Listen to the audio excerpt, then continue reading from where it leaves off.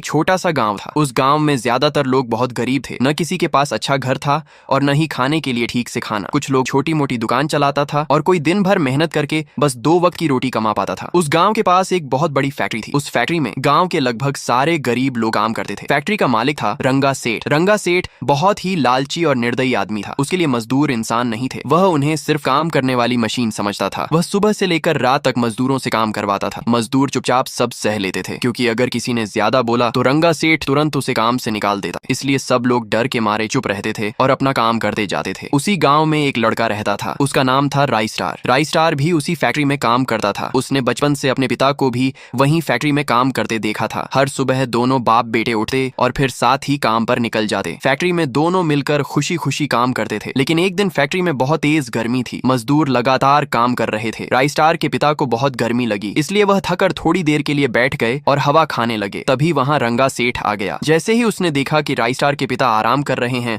वह गुस्से से पागल हो गया। उसने गुस्से में आकर राई स्टार के पिता को सबके सामने जोर से मारा और कहा, काम करने के पैसे मिलते हैं, यहाँ बैठने के नहीं। राई स्टार से यह सब देखा नहीं गया। उसका खून खौल उठा। उसने पास पड़ा एक बड़ा डंडा उठाया और रंगा सेठ को जोर से मार दिया। रंगा सेठ दूर जाकर गिर पड़ा। फिर राई स्टार ने पहली बार उसकी आंखों में आंखें डालकर कहा, हम गरीब जरूर हैं, लेकिन तुम्हारे बाप के नौकर नहीं। फैक्ट्री में एकदम सन्नाटा छा गया। सारे मजदूरों के चेहरों पर एक अजीब सी मुस्कान आ गई। रंगा सेठ गुस्से से लाल हो गया और चिल्लाया, सालों, मुझे मारते हो, निकल जाओ मेरी फैक्ट्री से। राई स्टार चुपचाप अपने पिता के साथ फैक्ट्री से बाहर निकल गया। रास्ते में चलते हुए उसके पिता अचानक रुक गए और बोले, क्या जरूरत थी उसे मारने की? राई स्टार ने कहा, तो क्या करता, आपको मार खाते हुए देखता। यह सुनकर उसके पिता की आंखों में आंसू आ गए। राई स्टार ने पहली बार अपने पिता को इस तरह रोते हुए देखा था। उन्होंने धीरे से कहा, गरीब लोगों की कोई इज्जत नहीं होती बेटा, हम लोग सिर्फ मजदूरी करने के लिए पैदा हुए हैं। पिता की यह बात राई स्टार के दिल पर लग गई। उस रात वह सो नहीं पाया, बस रोता रहा। अगली सुबह जब वह उठा तो उसने देखा कि उसके पिता की हालत बहुत खराब है। वह तुरंत उन्हें अस्पताल ले गया, लेकिन डॉक्टर ने कहा, बहुत ज्यादा मेहनत करने की वजह से ये बहुत कमजोर हो चुके हैं। राई स्टार धीरे से कमरे के अंदर गया। उसके पिता उसका इंतजार कर रहे थे। उन्होंने कहा, बेटा, मुझे तुमसे एक बात कहनी है। राई स्टार बोला, बोलिए पिताजी। उन्होंने कहा, बहुत साल पहले गांव से कुछ दूर मेरी भी एक फैक्ट्री हुआ करती थी, लेकिन एक दिन अचानक वहां आग लग गई। उस आग में बहुत सारे लोगों के साथ तुम्हारी माँ भी जलकर मर गई। कुछ देर चुप रहने के बाद उन्होंने कहा, वह फैक्ट्री आज भी वहीं खड़ी है। मैं चाहता हूँ कि तुम उसे फिर से पहले जैसा बना दो। राई स्टार के चेहरे पर उदासी थी, लेकिन उसके दिमाग में एक बड़ा सपना जन्म ले चुका था। कुछ ही दिनों में उसने उस पुरानी फैक्ट्री की मरम्मत करवाई, नई नई मशीनें लगवाई और उसे फिर से पहले जैसा बना दिया। फिर उसने रंगा सेठ की फैक्ट्री के सारे मजदूरों को अपनी फैक्ट्री में बुला लिया